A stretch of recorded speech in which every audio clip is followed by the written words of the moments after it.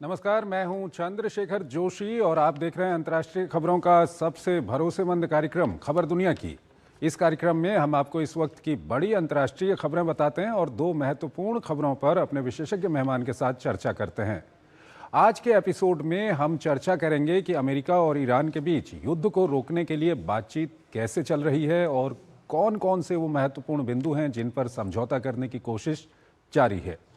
वहीं हम चर्चा करेंगे कि ईरान युद्ध से दूर रूस यूक्रेन युद्ध अचानक कैसे भीषण हो गया है और क्या अब इस युद्ध को रोकने की कोशिशें हाशिए पर चली गई हैं। होंगी और भी महत्वपूर्ण और बड़ी अंतर्राष्ट्रीय खबरें, लेकिन आइए सबसे पहले आपको दिखाते हैं इस वक्त की अंतर्राष्ट्रीय हेडलाइंस।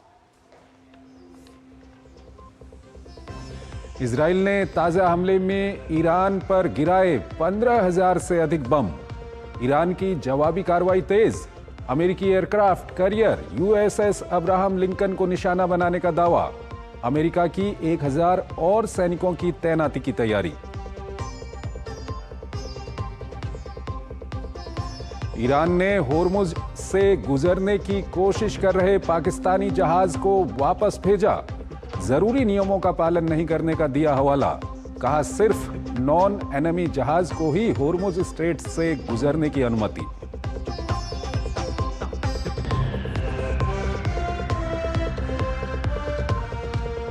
रूसी सेना ने 24 घंटे में 1,000 से अधिक ड्रोन और मिसाइल दागकर यूक्रेन में मचाई खलबली। कम से कम 4 लोगों की मौत। चेरनाहिव स्थित बिजली संयंत्र को भारी नुकसान। करीब 1.5 लाख घरों की बत्ती गुल।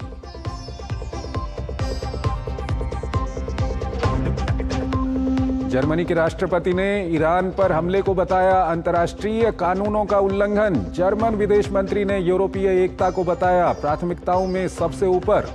कहा गंभीर बदलावों के दौर से गुजर रहे ट्रांस अटलांटिक संबंध। सूडान के एक अस्पताल पर हुए ड्रोन हमले में मरने वालों की संख्या बढ़कर हुई 70, करीब 150 घायल। यूएन ने 2026 में 500 से अधिक नागरिकों के मारे जाने की पुष्टि की। कोर्डोफान को बताया सबसे ज्यादा प्रभावित क्षेत्र।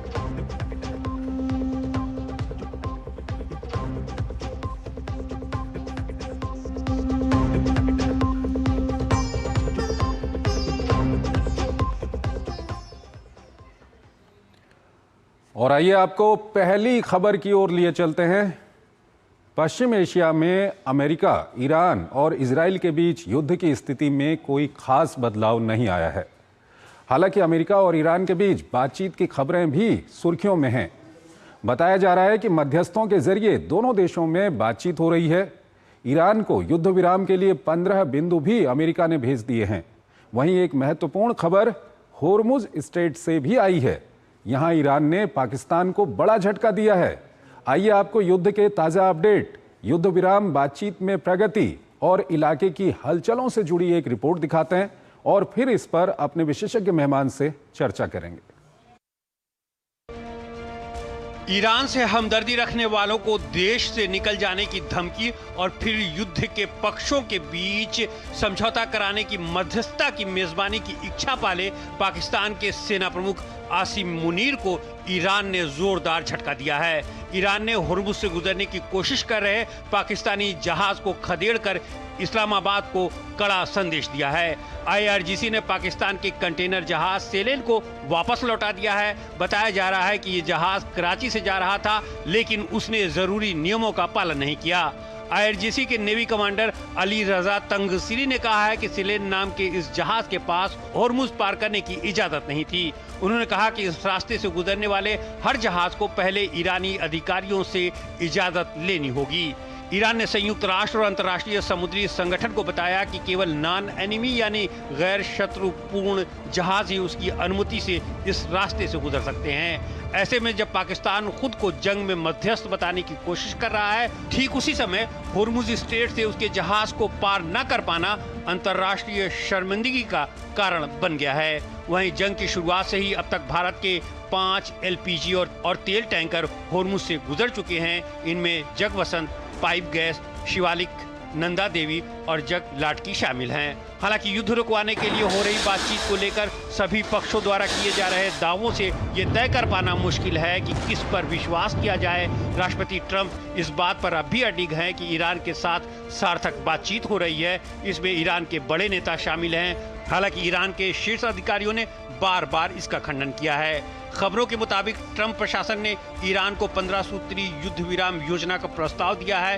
ये प्रस्ताव मध्यस्थों के जरिए तेहरान भेजा गया है। दावा किया जा रहा है कि योजना ईरानी अधिकारियों को सौंप दी गई है। न्यूज एजेंसी एपी को मिली जानकारी के अनुसार प्रस्ताव में ईरान पर लगे प्रतिबंधों में राहत, परमाणु कार्यक्रम को सीमित करना, अंतर्राष्ट्रीय एजेंसी की निगरानी, मिसाइल कार्यक्रम पर नियंत्रण, होर्मुज स्ट्रेट से जहाजों की सुरक्षित आवाजाही जैसे अहम बिंदु शामिल हैं। वहीं ईरान ने युद्ध विराम कराने के अमेरिकी प्रयासों का खुलेआम मजाक उड़ाते हुए इस दावे को खारिज कर दिया है। ईरान के खातम अल अनबिया के प्रवक्ता लेफ्टिनेंट गवर्नर इब्राहिम जुल्कदर ने कहा है कि अमेरिका खुद से ही बातचीत कर रहा है। उन्होंने कहा कि ईरान अमेरिका के साथ अभी या कभी भी कोई समझौता नहीं करेगा।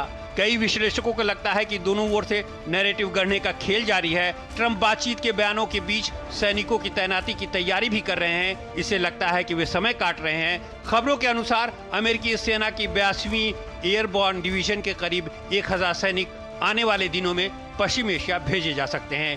इस बीच दोनों तरफ से एक दूसरे पर हमले का सिलसिला जारी है। ईरान ने अमेरिकी aircraft carrier USS Abraham Lincoln को निशाना बनाने का दावा किया है। इराक में पैरामिलिट्री ठिकाने पर हमला हुआ है। ईरानी ड्रोन हमले के बाद कुवैत हवाई अड्डे से भारी धुएं का गुबार उड़ता देखा गया। इस बीच राष्ट्रपति ट्रंप ने सऊदी के क्राउन प्रिंस मोहम्मद बिन सलमान को योद्धा बताया और कहा कि सऊदी अरब, यूएई और कतर इस युद्ध में मजबूत सहयोगी हैं। और युद्ध को लेकर के जो भी खबर आ रही है उस पर बातचीत करने के लिए हमारे साथ जुड़ रहे हैं मेजर जनरल रिटायर्ड ध्रुव सी कटोच, विदेशी और सामरिक मामलों के जानकार हैं। कटोच साहब, बहुत बहुत स्वागत है आपका हमारे इस कार्यक्रम में।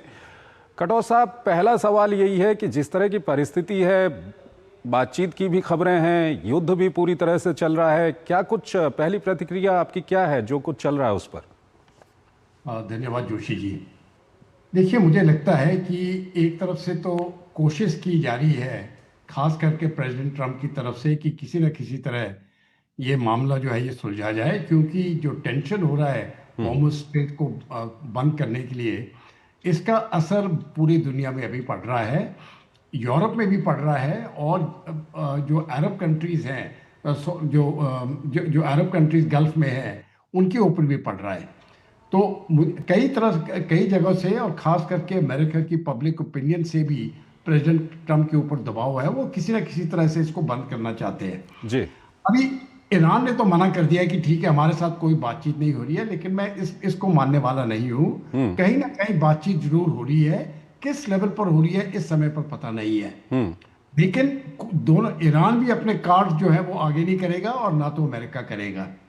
अभी आपने ये भी बताया कि अमेरिका की तरफ से जो उनकी एयरबोर्न फ्लीट, एयरबोर्न सोल्जर्स हैं, वो भी अभी तैयार किए जा रहे हैं, जिससे लगता है कि ये युद्ध आगे चल रहा है। मैं इसको दूसरे तरीके से सोचता हूँ।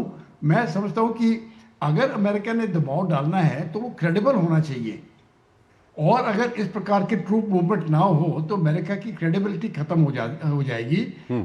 इसका मतलब नहीं है कि ये ट्रूप्स इस्तेमाल होंगे। ये मुझे लगता है एक तरफ से क्रेडिबिलिटी क्रिएट करने के लिए है।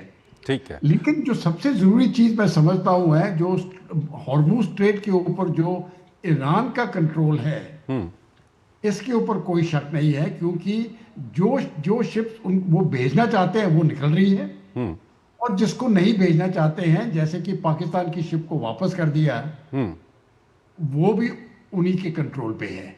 तो सर, ये मध्यस्थता करने को लेकर के जिन देशों के नाम सामने आ रहे हैं, कहा जा रहा है कि इन देशों के मार्फत वहां तक मैसेज पहुंचाया गया और मैसेज भी यहीं से रिसीव हो रहा है।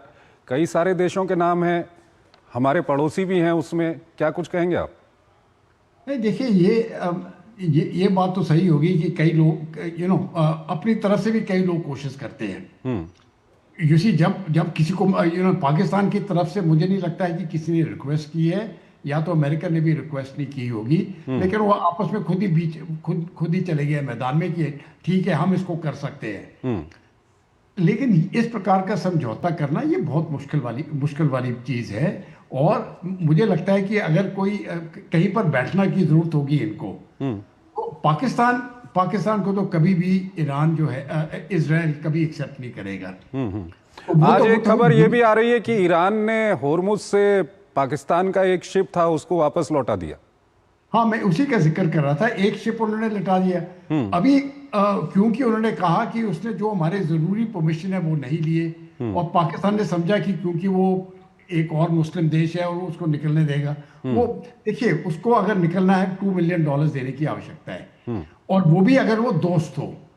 अगर दुश्मन देश, अगर ईरान उसको दुश्मन देश समझता है तो पैसों के साथ भी नहीं जा सकेगा। अगर वो दोस्त देश समझता है तो मुझे लगता है पैसों के साथ निकलने देंगे वो। उन्होंने $2 मिलियन का फीस लगाई है, जो इंश्योरेंस फीस है मुझे लगता है कम है। तो एक तरफ से ये जो उन्होंने एक तरीका दिया है, जो न्यूट्रल कंट्रीज है उनको कि देखिए आपको हम मौका दे रहे हैं, तेल जा सकता है।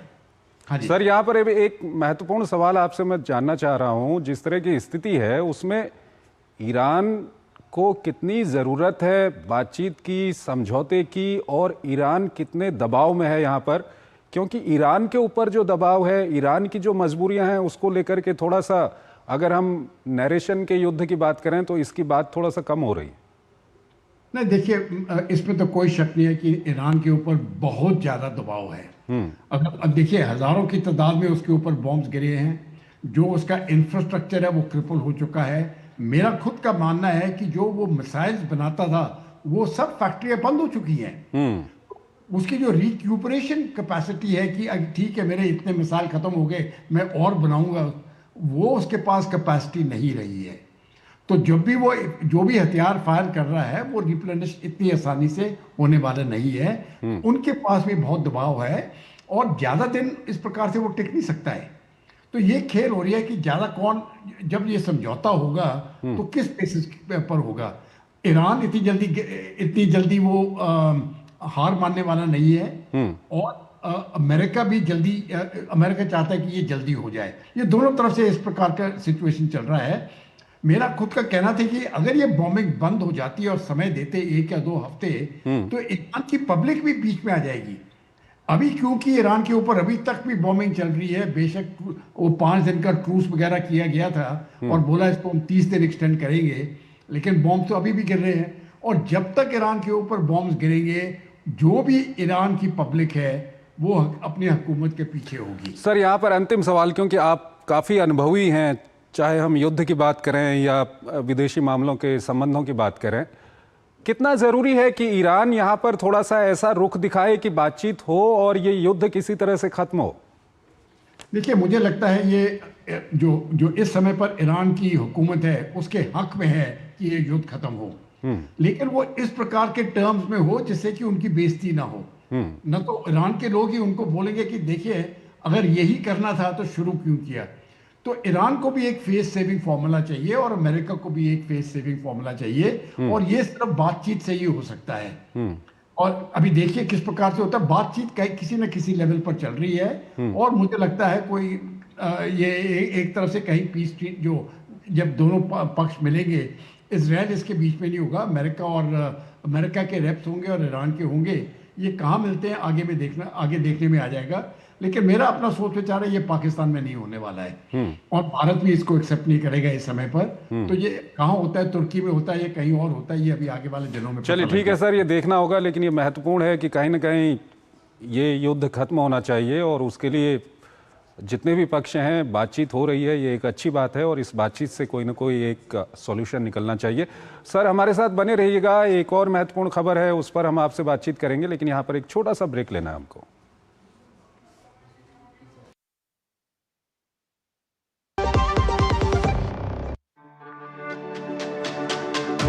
मेरी पसंद, मेरी पसंद, मेरी पसंद, मेरी पसंद, हमारी पसंद, हम सबकी पसंद। मजबूत देश का मजबूत सरिया हो गया स्टील।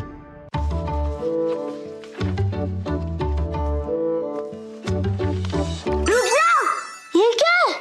असली नोट? ब्रो, ये फटा है।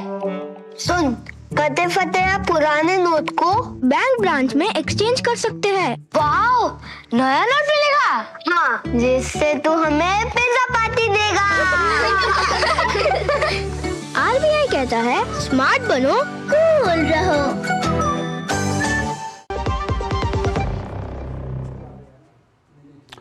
स्वागत है आपका। ब्रेक के बाद अगली महत्वपूर्ण खबर की ओर आपको लिए चलते हैं। ईरान से दूर रूस यूक्रेन युद्ध के मोर्चे से बड़ी खबर आ रही है। रूस ने अचानक यूक्रेन पर हमले बढ़ा दिए हैं। मिल रही जानकारी के अनुसार रूस ने यूक्रेन पर अब तक का सबसे बड़ा मिसाइल और ड्रोन हमला कर दिया। बताया जा रहा है कि इससे यूक्रेन को बड़ा नुकसान हुआ है। इसका असर आप इसी से समझ सकते हैं कि इन हमलों के कारण यूक्रेन के एक पड़ोसी देश मोल्दोवा ने देश में आपातकाल की घोषणा कर दी है। आइए आपको ताजा घटनाक्रम से जुड़ी एक रिपोर्ट दिखाते हैं और फिर इस पर अपने विशेषज्ञ मेहमान से हम समझेंगे कि रूस अचानक क्यों इतना आक्रामक हो गया है। दुनिया ईरान युद्ध की विभीषिका और इसे रोकने को लेकर राष्ट्रपति डोनाल्ड ट्रंप और तेहरान के विरोधाभासी बयानों में उलझी हुई थी। तभी रूस ने घातक और व्यापक हमला कर वार्ता की मेज से शांति की राह देख रहे करीब 4 साल से जारी यूक्रेन युद्ध को और भड़का दिया है। रूस ने 24 घंटे के भीतर 1000 से अधिक ड्रोन और मिसाइल दागकर पूरे यूक्रेन में खलबली मचा दी है। देश भर के विभिन्न लक्ष्यों को निशाना बनाते हुए 500 ड्रोन छोड़कर दिन दहाड़े किया गया यह हमला दुर्लभ और घातक बताया जा रहा है। इन हमलों में 4 लोगों की मौत हो गई जबकि 40 अन्य घायल हुए हैं। रूसी सेना के इन हमलों को यूक्रेनी अग्रिम पंक्ति की रक्षा पंक्ति को भेदने के प्रयास के तौर पर देखा जा रहा है। वसंत ऋतु में होने वाले संभावित जमीनी आक्रमण की शुरुआत भी हो सकती है। सोमवार से शुरू हुआ रूसी हमला मंगलवार तक जारी रहा। आसमान से बरसती इन मिसाइलों और ड्रोनों ने यूक्रेन के रक्षा प्रणाली को झकझोर कर रख दिया है। कई इलाकों में मलबे का ढेर अटा पड़ा है। इन हमलों में यूक्रेन के चेर्निहाइव इलाके में बिजली संयंत्र को भारी नुकसान पहुंचा है, जिसके चलते करीब 1.5 लाख घरों की बत्ती गुल हो गई है और पूरा इलाका अंधेरे में डूब गया है। चेर्निहाइव पावर ग्रिड पर हुए हमले का मकसद यूक्रेन की सप्लाई लाइन को काटना बताया जा रहा है। यूक्रेन ने भी जवाबी कार्रवाई करते हुए रूस पर ड्रोन और मिसाइलें बरसाई हैं। रूसी सेना ने अब तक के सबसे बड़े हमलों में से एक में 379 यूक्रेनी ड्रोन मार गिराने का दावा किया है। यूक्रेन की सीमा से लगे रूसी क्षेत्र मॉस्को और उत्तर पश्चिम लेनिनग्राद को मुख्य रूप से निशाना बनाया गया है। इन यूक्रेनी हमलों में रूस के प्रमुख बंदरगाह पर आग लग गई। हालांकि रूसी सेना ने यह नहीं बताया कि पोर्ट के किस हिस्से पर ड्रोन गिरे हैं। यूक्रेनी निशाने पर आया ये रूसी बंदरगाह उर्वरक, तेल, कोयले सहित दूसरे निर्यात का प्रमुख केंद्र है। उधर मोल्दोवा ने यूक्रेन में रूसी हमलों के कारण यूरोप से जुड़ने वाली एक महत्वपूर्ण बिजली लाइन के टूट जाने के बाद ऊर्जा क्षेत्र में आपातकाल की घोषणा कर दी है। ये घोषणा आज से प्रभावी होकर अगले 60 दिनों तक जारी रहेगी। मोल्दोवा यूरोपीय संघ के सदस्य पड़ोसी देश रोमानिया से बिजली आयात करता है। इस बिजली आपूर्ति का केबल अधिकतर दक्षिणी यूक्रेन से होकर गुजरता है। रूसी हमलों में बिजली संयंत्रों को निशाना बनाने का सिलसिला सिर्फ यूक्रेन तक सीमित नहीं दिख रहा है। एस्टोनिया ने भी रूसी ड्रोन द्वारा अपने एक बिजली संयंत्र को टक्कर मारने की बात कही गई है। रूसी हवाई क्षेत्र से आया ये ड्रोन ओवेरे बिजली संयंत्र की चिमनी से टकरा गया। हालांकि इसमें कोई घायल नहीं हुआ है। इस बीच उत्तर कोरिया के नेता किम जोंग उन ने अपने रूसी समकक्ष व्लादिमीर पुतिन को लिखे धन्यवाद पत्र में कहा है कि उनका देश हमेशा रूस का समर्थन करता रहेगा। मेजर जनरल रिटायर्ड ध्रुव सिंह कटोच हमारे साथ जुड़े हुए हैं, सामरिक और विदेशी मामलों के जानकार हैं, उनसे हम बातचीत करेंगे। कटोच साहब, अगर ये इस मामले की बात करें, जो रूस यूक्रेन युद्ध की अगर हम बात करें, तो अचानक ये देख रहे हैं हम कि रूस एकदम से वहां पर आक्रामक हो गया। जिस तरह के हमले हुए हैं पिछले 24 घंटे में वहां पर, क्या कारण लगता है आपको इसको? मुझे लगता है किसी न किसी तरह ये जो लिंकेज है जो इस समय पर रशिया और यूक्रेन के बीच में हो रहा है, ये गल्फ की लड़ाई के साथ भी कुछ तरफ से एक तरफ से मुझे लगता है लिंकेज है। और मुझे लगता है कि क्या हुआ है कि रूस ने तो खैर हमला किया है, इसमें तो कोई शक नहीं है। दोनों पक्ष जो हैं, रूस और यूक्रेन दोनों, उनकी ड्रोन बनाने की शक्ति बहुत ज्यादा हो गई है। लाखों की तादाद में एक साल में वो ड्रोन्स बन रहे हैं। ये डेटा फैक्चुअल डेटा है। ये अभी ये जो ड्रोन्स है, ये अभी यूक्रेन की काबिलियत हो रही है रशियन टारगेट्स के ऊपर ये इस प्रकार का ड्रोन हमला करना, और ये उनकी तरफ से दबाव है। मुझे लगता है कि अभी रूस ने ये काउंटर दबाव किया है यूक्रेन के ऊपर कि भाई देखिए, तुम अगर हमारे ऊपर करोगे तो हम तो तुम्हारा पूरा शहर जो है ये नष्ट कर देंगे। आपने एक चीज और देखी होगी, ये जो ड्रोन, इतने सीरियस ड्रोन हमला हुआ है, पूरी बिजली खत्म हो गई है। 1.5 लाख घर, 1.5 लाख लोग की बिजली निकल गई है एक ही स्थान पे, लेकिन सिर्फ 1 या 2 आदमी की डेथ हुई है। बेसिकली क्या हो रहा है यहाँ पर कि जो टारगेटिंग हो रही है, ये बहुत स्पेसिफिक टारगेटिंग इंफ्रास्ट्रक्चर के ऊपर हो रही है। लेकिन अगर आप देखेंगे, सूडान में एक ही बॉम्ब गिरा, 70 लोग मरे, उसकी कोई जिक्र नहीं हो रहा है। पाकिस्तान ने अफगानिस्तान के एक हॉस्पिटल के ऊपर बॉम्ब मारा, 400 लोग मरे, वहां पर कोई बात नहीं हो रही है। और यहाँ पर 2-4 लोग मर जाते हैं तो ऐसे हल्ला सा हो जाता है कि बहुत ज्यादा हो रहा है। ये टारगेटिंग में बहुत फर्क है दोनों की जगह पर। यहाँ पर टारगेटिंग स्पेसिफिक इंफ्रास्ट्रक्चर के ऊपर है, दोनों एक दूसरे को मैसेज देना कर रहे हैं। सर, इसमें एक चीज ये भी देख रहे हैं कि पिछले अगर हम 2-3 महीने की बात करें तो यूक्रेन भी अच्छा खासा हमला कर रहा है। अभी मुश्किल से 2 दिन पहले यूक्रेन ने रूस के एक पोर्ट पर बहुत बड़ा हमला किया, वहां पर ऑयल पोर्ट था, बहुत बड़ा हमला वहां पर किया। तो यूक्रेन भी काफी, हम देख रहे हैं पिछले 2-3 महीने में यूक्रेन की जो इस तरह की क्षमता है वो काफी अपग्रेड होते हुए हम देख रहे हैं। देखिए, सुनने में आया है यूक्रेन में ये जो ड्रोन्स बन रहे हैं, ये आम आदमी के गैराजेस में बन रहे हैं। ये इस प्रकार की अभी टेक्नोलॉजीज हो गई है, तो वहां पर उनको ड्रोन बनाने की शक्ति में कोई कमी पेशी नहीं आई है, और नेटो कंट्री से भी उनको सपोर्ट मिल रहा है। तो मुझे लगता है एक तरफ ये जो रशिया का जो दबाव है, एक तरफ से सिग्नलिंग भी हो रही है वेस्ट को कि देखिए यहाँ पर रोकिए, न तो हम ईरान को इंटेलिजेंस सपोर्ट देते रहेंगे। और दूसरी तरफ से ये उल्टी सिग्नलिंग रशिया के ऊपर भी है कि अगर आप इस प्रकार का सपोर्ट देते रहोगे तो यूक्रेन की तरफ से तुम्हारे ऊपर ये हमला होगा। इस समय पर ये जो ड्रोन्स ये जो लड़ाई बढ़ चुकी है यूक्रेन और रशिया के बीच में, ये मैं समझता हूँ वेस्ट के साथ एक सिग्नलिंग है। सर, इसमें ये भी जानना चाहेंगे कि जो ईरान में युद्ध चल रहा है उसकी वजह से कहीं ना कहीं जो रूस यूक्रेन युद्ध को लेकर के बातचीत चल रही थी, रूस के ऊपर जो दबाव डाला जा रहा था या यूक्रेन के ऊपर जिस तरह से दबाव पड़ रहा था, वो सब खत्म हो गया, हाशिए में चला गया। क्या दोनों देशों, चाहे हम पुतिन की बात करें या जेलेंस्की की बात करें, इसका फायदा उठा रहे होंगे इस वक्त पर? वो अभी मुझे लगता है कि देखिए, नुकसान दोनों को हो रहा है और दोनों चाहते हैं, रूस भी चाहता है कि एक तरफ से ये लड़ाई जो है ये खत्म हो जाए, लेकिन उनकी टर्म्स के ऊपर। दोनों देश चाहते हैं कि ये युद्ध खत्म हो जाए, बात सिर्फ है किस टर्म के ऊपर खत्म हो। यूक्रेन चाहता है कि रूस हट जाए, वो तो कभी होने वाला नहीं है। तो कभी ना कभी मुझे लगता है, क्योंकि जो नेटो, जो वेस्टर्न कंट्रीज है, जिनका पूरा सपोर्ट ये इजराइल को जा रहा है जी, उनकी भी ताकत अभी कम हो रही है ये ऑयल एम्बार्गो के साथ। तो मुझे लगता है कभी ना कभी उनको यूक्रेन का सपोर्ट छोड़ना पड़ेगा। वो दोनों तरफ अपनी उंगली नहीं जला सकते हैं, और ये दोनों युद्ध जो है ये मुझे लगता है समाप्ति की ओर पर जा रहे हैं। अभी सिर्फ टर्म्स निगोशिएट करनी है, किस प्रकार के टर्म्स होंगे, लेकिन मुझे लगता है कि ये ज्यादा देर दोनों युद्ध जो है ये चल नहीं सकते हैं। ये मेरा अपना अंदाजा है। ठीक है, बहुत बहुत शुक्रिया सर आपका, आप हमारे इस कार्यक्रम में जुड़े और दोनों ही महत्वपूर्ण विषयों पर आपने अपना महत्वपूर्ण विश्लेषण हमारे दर्शकों के साथ साझा किया। इसी के साथ अंतर्राष्ट्रीय खबरों के हमारे इस खास कार्यक्रम को हम यहीं पर समाप्त करते हैं, लेकिन जाते जाते आपको छोड़ जाते हैं आज की कुछ और महत्वपूर्ण और बड़ी अंतर्राष्ट्रीय खबरों के साथ। आप इन खबरों को देखिए और हमारी पूरी टीम को इजाजत दीजिए। नमस्कार। बांग्लादेश आज नरसंहार दिवस मना रहा है। 25 मार्च 1971 के दिन पाकिस्तानी सेना ने ऑपरेशन सर्च लाइट के नाम पर पूर्वी पाकिस्तान, जो कि अब बांग्लादेश के नाम से जाना जाता है, में निहत्थे लोगों का कत्लेआम किया। बांग्लादेश के नए प्रधानमंत्री तारिक रहमान ने नरसंहार दिवस पर 1971 के शहीदों को श्रद्धांजलि अर्पित करते हुए उस रात हुई बर्बरता को याद किया। तारिक रहमान ने इसे बांग्लादेश के इतिहास का सबसे क्रूर और शर्मनाक दिन बताया।